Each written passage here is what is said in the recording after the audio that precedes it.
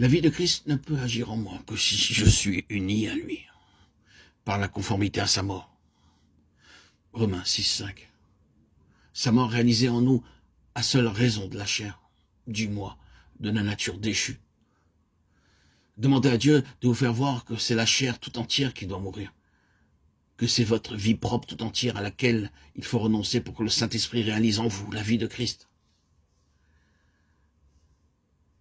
Plusieurs personnes trouveront qu'il est dur d'entendre dire de notre homme naturel, de notre chair, de notre moi, qu'il est maudit. Oh, il est facile de décorer la croix de fleurs et d'en dire 1000 belles choses. Mais Dieu dit de la croix qu'elle est malédiction. Le Fils de Dieu sur la croix a été fait malédiction. Galates 3,13. Si ma chair est crucifiée, ce ne peut être que parce qu'elle est maudite. Dans la vie d'un homme, le moment où il voit clairement que le péché est maudit est un moment heureux.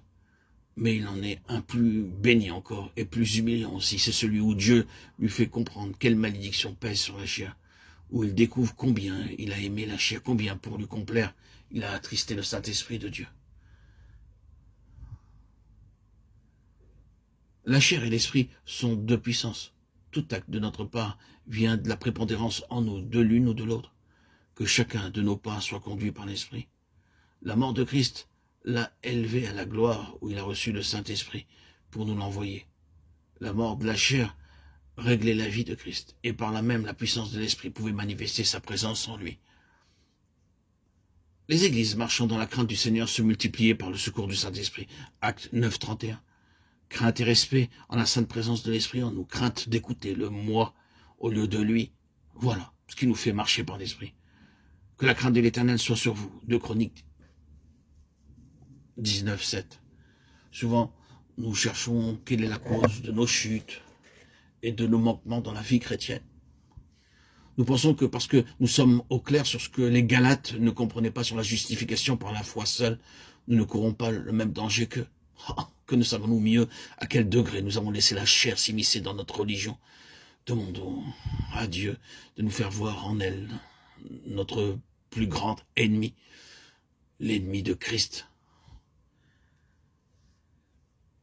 La libre grâce de Dieu ne s'arrête pas au pardon des péchés. Elle comprend aussi la force de la vie nouvelle par le Saint-Esprit. Consentons à tout ce que Dieu nous dit de la chair et de ce qui vient d'elle.